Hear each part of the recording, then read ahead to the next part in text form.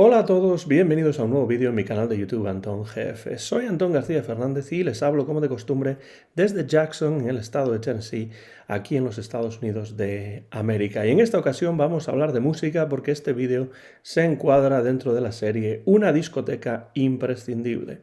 Esa serie de vídeos en los cuales hablo acerca de músicos que me parecen imprescindibles y que deben encontrarse en cualquier discoteca y por supuesto se encuentran en la mía.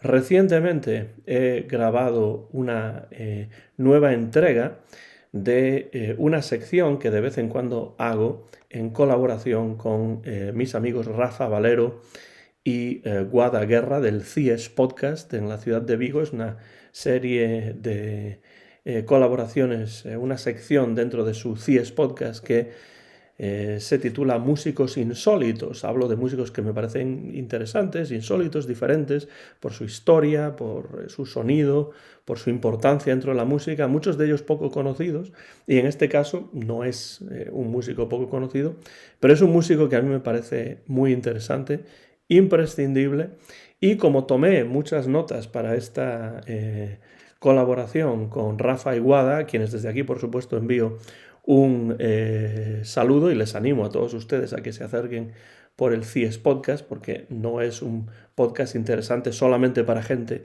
que viva en Vigo, sino que habla este podcast de cultura en general y también de deporte y de cosas relacionadas, pues como mi colaboración en el CIES Podcast tiene más o menos un límite de tiempo y no siempre puedo meter todo lo que quiero decir sobre los músicos que trato, pues tengo muchas notas que no entraron en esa sección y voy a aprovecharlas para crear este vídeo, para grabar este vídeo dentro de la serie Una discoteca imprescindible, en la que voy a hablar acerca de este hombre que aquí tienen, con la guitarra, con las gafas de pasta negra, ahí con sus crickets, el gran Charles Harding Holly, más conocido como Buddy Holly, una de las figuras más influyentes, no solo del rock and roll, sino yo diría de la música de la segunda mitad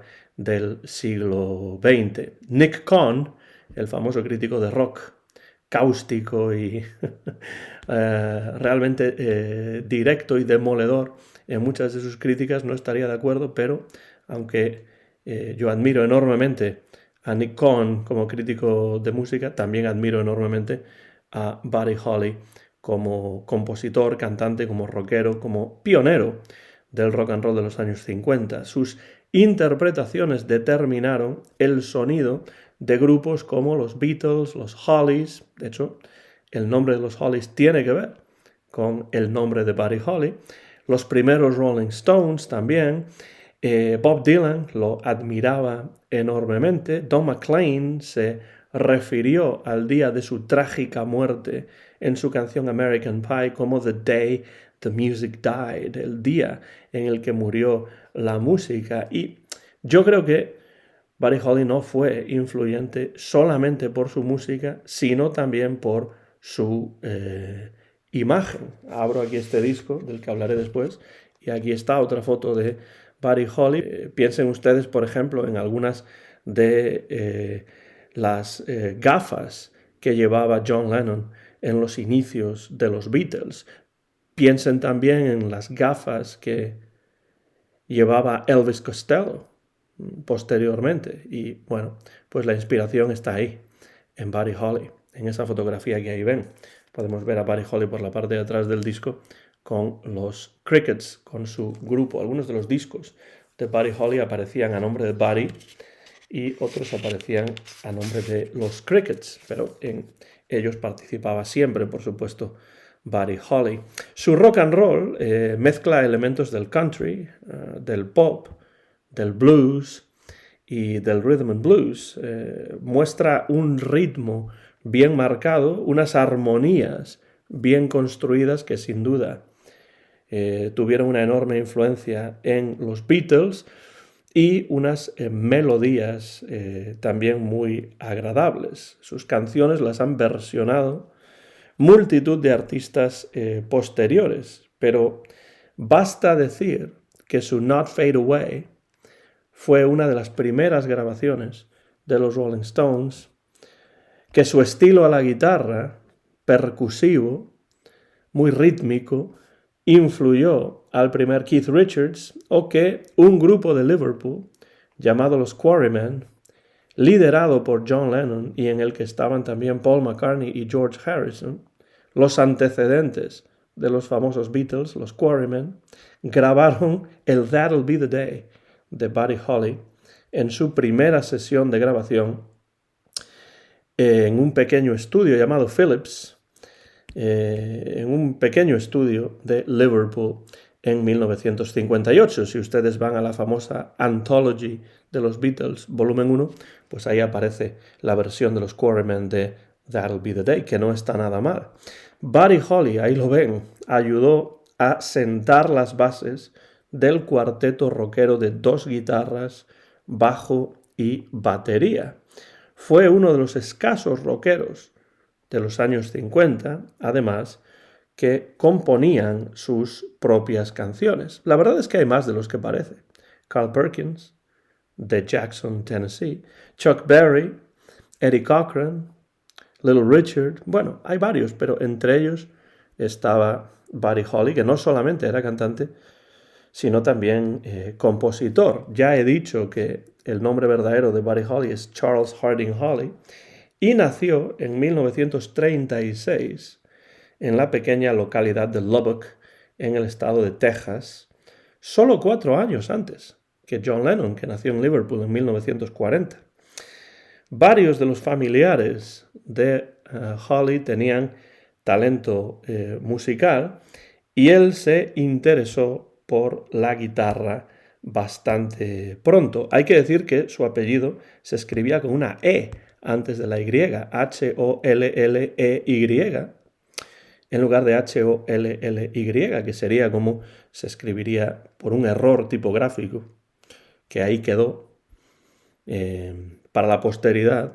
Así se escribiría su nombre artístico, sin la E, pero su verdadero nombre sí que tenía una E, aunque bueno, se pronuncia en inglés exactamente igual. En los primeros años de su carrera, por supuesto, siendo de Texas, de un pueblo pequeño de Texas, de una localidad no demasiado grande de ese estado, evidentemente sus primeros años estaba muy influido por el country que se escuchaba en esa música, en esa zona de los Estados Unidos, e incluso llegó a formar un dúo country y a grabar con su amigo Bob Montgomery, el estilo de country que favorecían, que tenían estos 2 amigos, Buddy y Bob, Buddy Holly y Bob Montgomery, que grabaron bajo ese nombre artístico del dúo Buddy and Bob.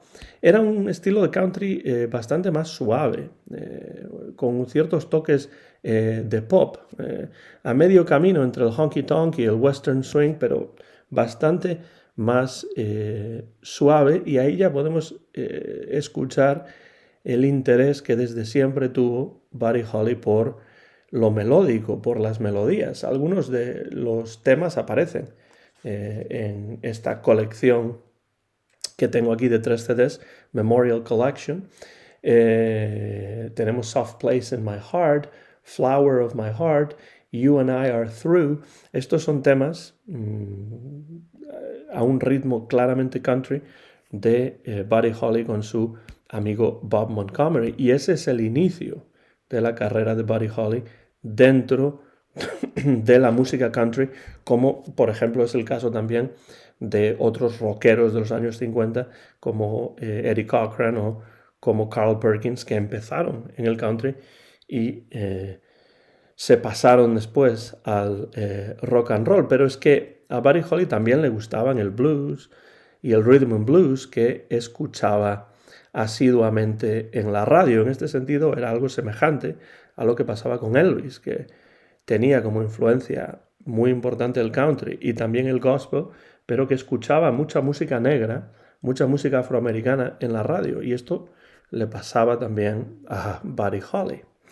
El año 1955 es muy importante para Buddy Holly y para su carrera porque además de terminar el instituto, el high school, es el momento de su vida en el que decide dedicarse de lleno a la música, ya de manera profesional. Y no es que deje el country, pero se interesa enormemente por el rock and roll después de ver a Elvis Presley en un concierto en su Lubbock natal. Ve a Elvis Presley y se da cuenta de que el rock and roll es una música que le interesa especialmente y a la que se va a dedicar. De hecho, hará de telonero para Elvis en 3 ocasiones en estos primeros años antes de ser conocido, y también teloneará a otro grande del primer rock and roll como es Bill Haley.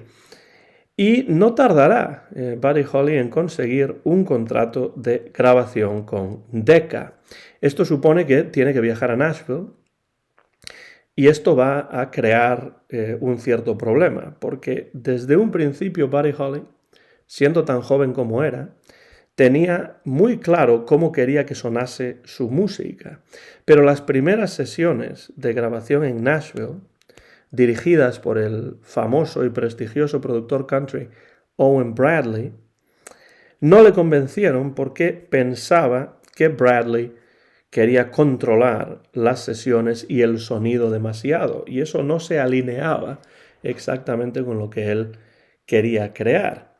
De tal manera que decide dejar Nashville y dirigirse a la pequeña localidad de Clovis, en Nuevo México, y allí grabar sus canciones a las órdenes del productor Norman Petty, que tendrá mucha importancia en el desarrollo de la carrera de Buddy Holly. Esto le permitiría tener un mayor control creativo, y allí en Clovis graban, más bien regraban, porque ya la habían grabado para Decca, That'll Be the Day, esa canción que después, poco después, grabarían los Quarrymen en ese disco de prueba, y que es un rock escrito por el propio Buddy Holly basándose en una frase, That'll be the day, ese será el día. Es una expresión que en inglés se utiliza cuando alguien no se cree lo que otra persona dice, ¿no? Ese será el día, That'll be the day. Es una frase que repite John Wayne en la película The Searchers, Centauros del Desierto, de John Ford. La habían visto en el cine y esa frase se le quedó en la cabeza a Buddy Holly y a partir de ahí compuso este tema que se convertiría en su primer éxito, con Buddy Holly acompañado por su banda Los Crickets, 2 guitarras, bajo y batería. Crickets significa grillos en inglés y bueno, parece ser que los Beatles decidieron ponerse también nombre de insectos, Beatles, escarabajos con la doble E cambiada por una EA, pues a imagen y semejanza de los crickets, los grillos de Buddy Holly. Aunque en todos los temas tocaban realmente los mismos músicos, Buddy Holly con sus crickets, algunos discos se publicaban, como ya he dicho, bajo el nombre de Buddy Holly y otros bajo el de los Crickets. Y este éxito enorme de That'll Be the Day los llevaría a comenzar giras por los Estados Unidos y a ser además la primera banda blanca en tocar en el Teatro Apollo de Harlem, que era un teatro sobre todo frecuentado por músicos y por audiencia afroamericana. Los éxitos iniciados con That'll Be the Day continuarían en 1957 y 1958 con clásicos como Peggy Sue, que por lo que parece está inspirada en una antigua novia con la que flirteó el propio Buddy Holly, Oh Boy, Not Fade Away o Maybe Baby, todas ellas compuestas por Buddy Holly.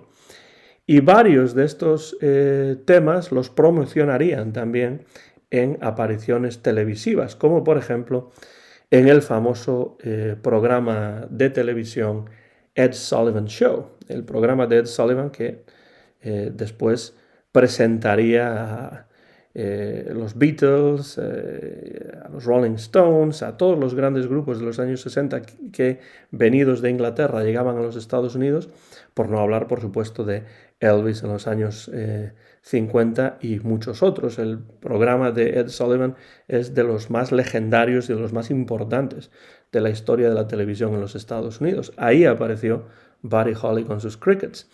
En 1958 ya la música de Buddy Holly empieza a trascender las fronteras de los Estados Unidos y eso llevó a Holly a realizar en ese año, 1958, una gira internacional. Primero por Australia y después por el Reino Unido con Paul Anka y con Jerry Lee Lewis. Y ahí es donde lo ven, supongo que por televisión, por primera vez John Lennon, Paul McCartney, Keith Richards, Mick Jagger o Eric Clapton. Y esta experiencia, junto por supuesto con la escucha de discos, tanto de Holly como de otros rockeros estadounidenses, sería una experiencia determinante para todos estos músicos de la siguiente generación. A su regreso a los Estados Unidos, en el verano de 1958, la vida personal de Buddy Holly va a sufrir un enorme cambio porque en ese momento conoce a la puertorriqueña María Elena Santiago, que trabajaba de secretaria en una compañía de edición musical de Nueva York. Y ya en la primera cita, fíjense cómo era Buddy Holly, ya en la primera cita le pide matrimonio, en la primera cita, y se casan menos de 8 semanas después. En un principio, de la misma manera que ocurrió con el matrimonio de John Lennon con Cynthia, con su novia Cynthia, con la que se casó, más o menos en el momento en el que los Beatles se hicieron famosos, pues en un principio se trató de esconder el matrimonio de María Elena con Buddy Holly por considerar que dañaría la carrera de Holly. Esto es lo mismo que ocurrió con John y con Cynthia, pero esto es algo que no duraría mucho. Se hizo público bastante pronto que Buddy Holly estaba casado y junto con su esposa se estableció en un apartamento en Nueva York. Y durante el tiempo que vivieron en ese apartamento en Nueva York, asistían a conciertos juntos, iban a Greenwich Village,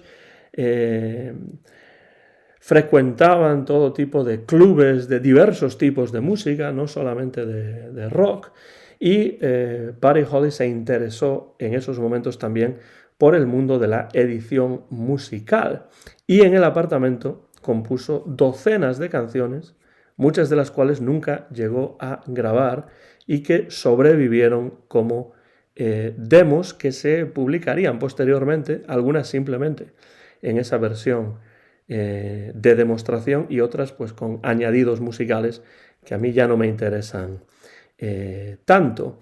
Buddy Holly era una persona que sabía muy bien cómo quería que sonase su música, que tenía los oídos siempre bien abiertos y que estaba siempre receptivo a todo tipo de influencias y cambios, y por eso su música estaba en constante transformación. Y en su última sesión realmente tuvo lugar en octubre de 1958. Se casó en el verano de 1958 al volver a los Estados Unidos y en octubre de 1958 ya vemos que empieza a grabar en esa última sesión temas más pop con arreglos de cuerdas y con un grupo de músicos procedentes de la Orquesta Sinfónica de la NBC, canciones como por ejemplo True Love Ways, que es un muy buen ejemplo de este nuevo sonido, o su versión de una canción compuesta por Paul Anka que se titula It Doesn't Matter Anymore, ya no importa. Pero desgraciadamente, ya digo, esa sesión de octubre de 1958 sería la última sesión de Buddy Holly, porque es un músico que murió demasiado prematuramente. Era muy joven cuando murió, grabó durante muy poco tiempo. Hizo magníficas grabaciones, apuntaba a un futuro maravilloso. Sus grabaciones tuvieron muchísima influencia en todo tipo de músicos de generaciones posteriores, pero su carrera ya no duraría mucho más, porque en enero de 1959 inicia una gira invernal junto a Ritchie Valens, un músico de rock, incluso más joven que el propio Buddy Holly, que había tenido un par de éxitos con un tema llamado Donna y sobre todo con La Bamba, que como ven, al ser Ritchie Valens un músico hispano, cantaba tanto en inglés como en español.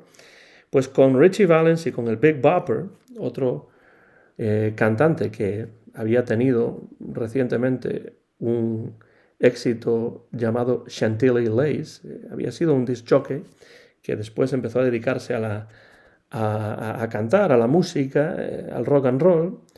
Era algo mayor que Buddy Holly, pero no mucho mayor. Pues Buddy Holly, Ritchie Valens y el Big Bopper, J.P. Richardson se llamaba el Big Bopper,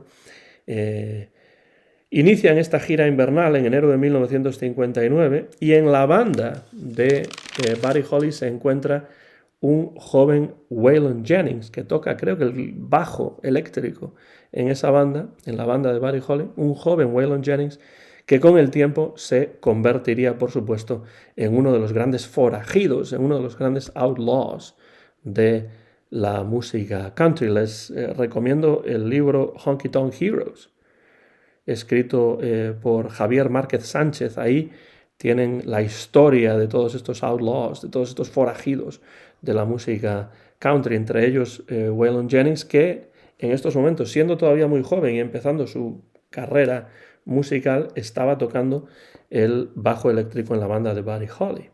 Una gira invernal de 1959, muy mal planeada por el medio oeste, donde el tiempo es muy frío y los autobuses se averían. Los autobuses que llevaban a los músicos de un lado a otro en esta gira se averiaron en varias ocasiones por el frío extremo y entonces Buddy Holly decidió volar al siguiente concierto en Minnesota. Pero claro, es un avión pequeño, solo hay 3 plazas en ese avión, además del piloto.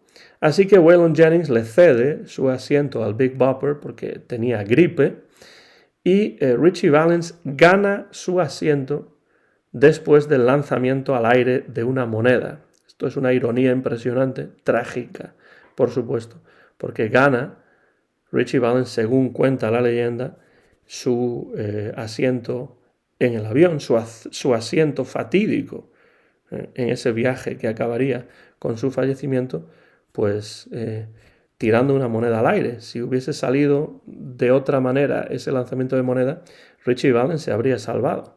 Lo mismo ocurrió con Waylon Jennings, que si no hubiese cedido su asiento al Big Bopper, pues también habría fallecido. Si uno lee la autobiografía de Waylon Jennings, pasa mucho tiempo hablando acerca del trauma que eso le causó, evidentemente.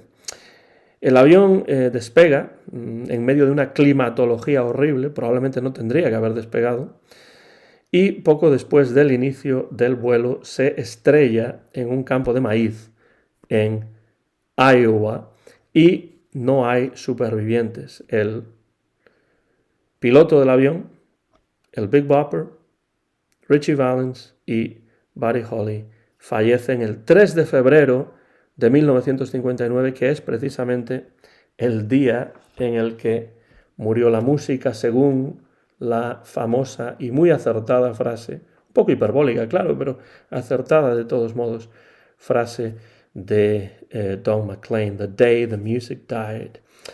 María Elena, la esposa de Buddy Holly, viuda ya en ese momento de Buddy Holly, por lo que parece sufrió un shock enorme al enterarse y perdió el bebé, porque estaba embarazada y perdió el bebé que aguardaban Buddy y ella.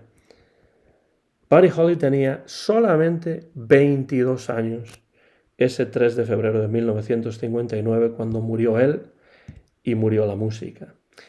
Así se acaba una carrera breve, de éxito fulgurante e importantísima para el desarrollo de la música popular en la segunda mitad del siglo XX. Pensemos, por ejemplo, que los Beatles cantaron temas de Buddy Holly, por ejemplo, en su disco Beatles for Sale. Hay una versión de Words of Love magnífica. Y los Beatles la cantan de una manera muy semejante a la original de Buddy Holly, lo cual da una idea de la estimación en la que tenían la música de Buddy Holly. No necesitan cambiar demasiado la versión, como sí lo hacen con otras versiones que grabaron de otros músicos en sus discos de estudio. También en la BBC, en las sesiones Live at the BBC de los Beatles, hay más canciones de Buddy Holly que cantan los Beatles, entre ellas, por ejemplo, Crying, Waiting, Hoping, que se graba también, si no me equivoco, en la fallida sesión de audición para Decca Records. En las sesiones de Let It Be, Get Back, también podemos escuchar a los Beatles cantar algunas de las canciones de Buddy Holly, y John Lennon incluyó Peggy Sue en su disco Rock and Roll de 1975, ese disco que publicó John Lennon a mediados de los años 70, producido en unas sesiones tumultuosas por Phil Spector. Se ha llevado también la historia de Buddy Holly al cine, en la película The Buddy Holly Story de 1978 con Gary Busey, y también se hizo una película en 1987 en la que aparece el personaje de Buddy Holly, que es la película sobre la vida de Ritchie Valens, titulada La Bamba. Eso en 1987. Y un año antes, 1986, Francis Ford Coppola se inspira en una canción de Buddy Holly titulada Peggy Sue Got Married para rodar una película titulada precisamente así, Peggy Sue se casó. Recuerdo además que en los años 90 una banda llamada Weezer publicó una canción titulada Buddy Holly que se escuchaba en todas las emisoras allá por 1994 o 1995. La importancia de Buddy Holly va más allá de sus contemporáneos y de grupos inmediatamente posteriores como los Beatles o los Rolling Stones. Llega esa influencia a Elvis Costello en los años 80, a esta banda Weezer en los años 90. Y bueno, se han escrito, por supuesto, libros muy interesantes sobre Buddy Holly. En inglés hay varios, el de Philip Norman. A mí es el que me parece más interesante, el que va más en profundidad y el que está mejor escrito. Pero en español, si ustedes no leen en inglés, hay una biografía absolutamente excelente, escrita por Ramón de España y titulada simplemente Buddy Holly, publicada en la colección Los Juglares de Ediciones Júcar. No tengo aquí un ejemplar porque ya es bastante difícil de encontrar, pero mi padre la tiene en su casa en Vigo y yo recuerdo haberla leído de adolescente y me pareció magnífica por lo bien escrita que está, por lo divertida que es en muchos momentos, por la ironía y el humor con el que en algunos momentos Ramón de España trata algunas de las partes de la vida de Buddy Holly. Por supuesto no su fallecimiento, porque ahí no hay ninguna posibilidad de comedia, pero creo que Ramón de España entiende en ese libro muy bien la esencia de la música y de la personalidad de Buddy Holly. Nick Cohn, como ya decía al principio del vídeo, creo que lo entiende un poco menos, o por lo menos no estaría de acuerdo con esa enorme importancia que se le da a Buddy Holly dentro de la historia del rock. Este libro que aquí tengo, A Wop Up a Luba Plop Bam Boom, magnífico libro. De hecho, este fue uno de los primeros libros sobre rock que yo leí. También uno de los primeros libros que leí en inglés, porque salía citado en prácticamente todos los libros sobre rock escritos en español. Y yo no tenía la traducción al español. Ha habido traducciones, varias traducciones de este libro al español. Una bastante reciente que comenta el profesor de estética español Fernando Castro Flórez en su canal de YouTube. Le dedica creo que 2 vídeos a la nueva traducción de este libro, a Huevo Palubo Plop Pam Boom, uno de los clásicos, uno de los pioneros de la crítica del rock de Nick Cohn. Pero en una visita que hice a Sheffield, al norte de Inglaterra, encontré un ejemplar de este libro cuando yo tenía, no sé, 13 o 14 años, y me lo compré rápidamente y lo devoré. Uno de los primeros libros, como digo, que leí en inglés, y sigue siendo uno de mis favoritos a pesar de que Nick Cohn es un crítico iconoclasta con unas críticas durísimas, muy personales. No puede uno siempre tomarse a Nick Cohn en serio, pero yo aprecio, aunque no esté de acuerdo con sus opiniones, el estilo verdaderamente rockero e iconoclasta de su escritura.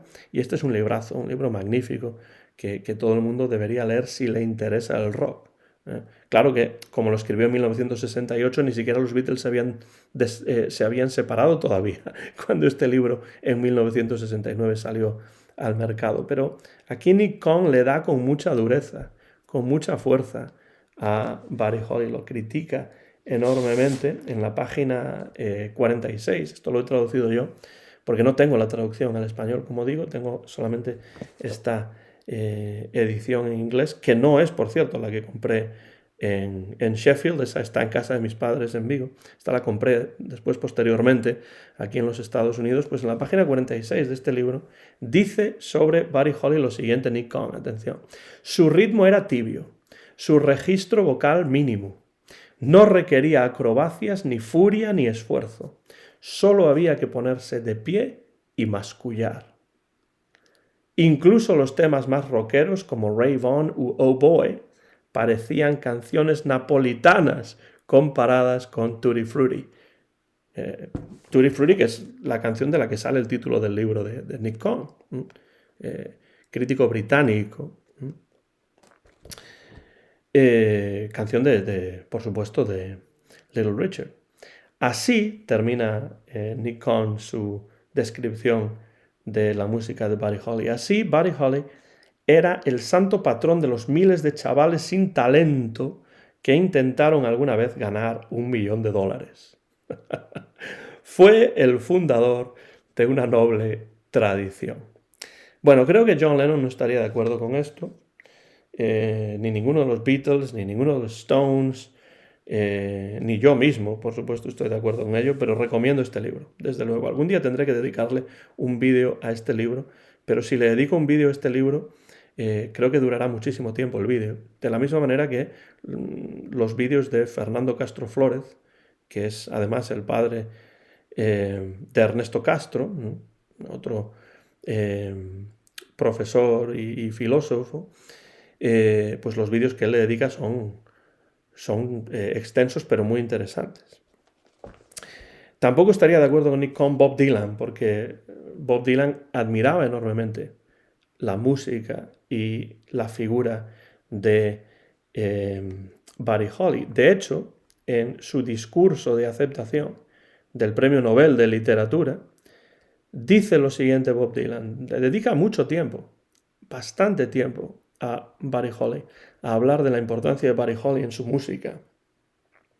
En ese discurso de aceptación del Nobel, dice Bob Dylan, si tuviese que volver al inicio de todo, supongo que tendría que empezar con Buddy Holly. Desde el momento en que lo escuché, me sentí identificado, como si fuese un familiar, mi hermano mayor. Incluso pensaba que nos parecíamos. Él era el arquetipo, todo lo que yo no era y quería ser. Solo lo vi una vez. Se refiere en directo. Era potente y electrizante y tenía una presencia imponente en el escenario. Yo solo estaba a 6 pies de él. Era hipnotizante. Vi su rostro, sus manos, su manera de mover los pies.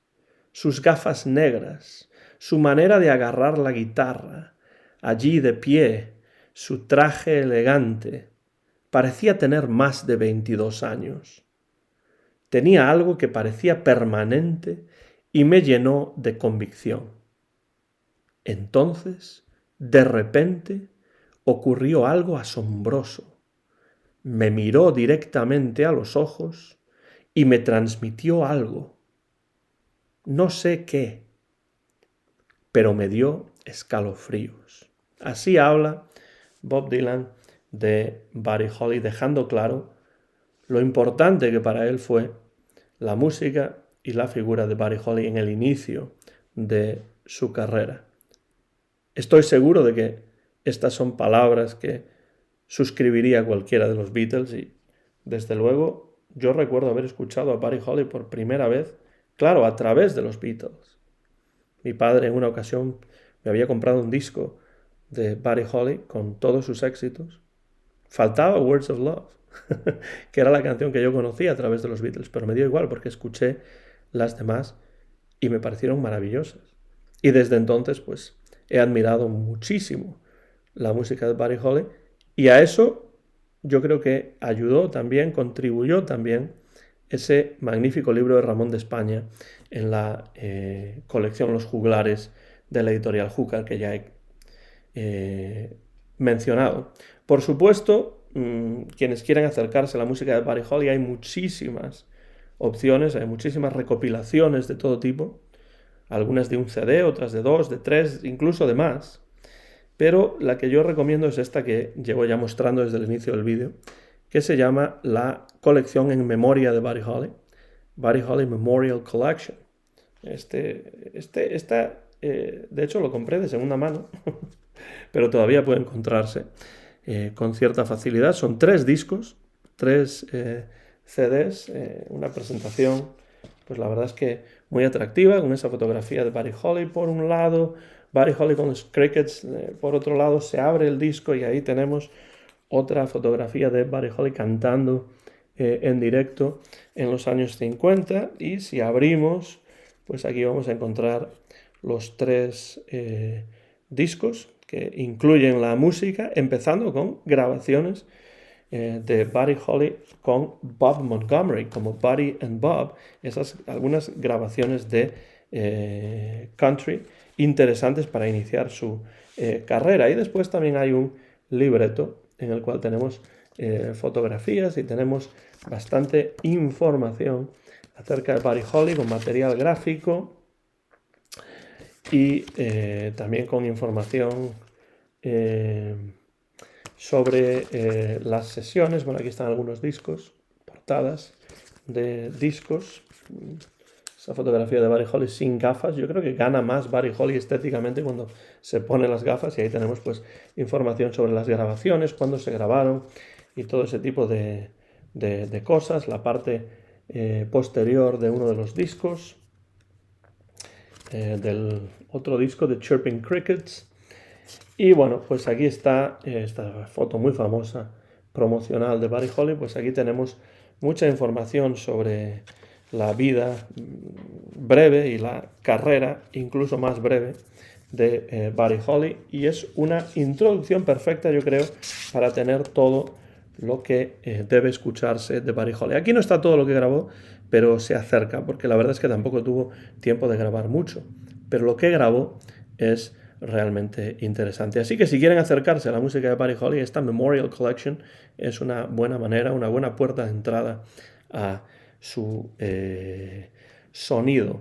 Y con esto llego al final del vídeo y me despido ya, simplemente dándoles las gracias por estar ahí al otro lado como siempre, y por supuesto en la parte inferior de este vídeo, en la parte dedicada a los comentarios, si quieren dejen comentarios acerca de su opinión, su visión de la música de Buddy Holly, qué temas les parecen interesantes, si Buddy Holly les parece realmente, más allá del mito, un músico importante dentro de la evolución del rock y de la música pop de la segunda mitad del siglo XX. Cualquier cosa, déjenla por la parte de abajo de este vídeo que he grabado en Jackson, en el estado de Tennessee, aquí en el salón de mi casa a finales de este mes de marzo del año 2026. Este vídeo se encuadra dentro de la serie Una discoteca imprescindible. Como siempre, muchas gracias por su interés en estos vídeos, gracias por cualquier comentario que puedan dejar por la parte de abajo del vídeo, y les animo a que si no han escuchado últimamente a Buddy Holly o si no conocen a Buddy Holly, que se acerquen a su música. Además, en las plataformas de todo tipo pueden encontrarse fácilmente sus canciones. Un saludo desde Jackson, Tennessee. Soy Antón García Fernández y me despido ya. Hasta la próxima ocasión.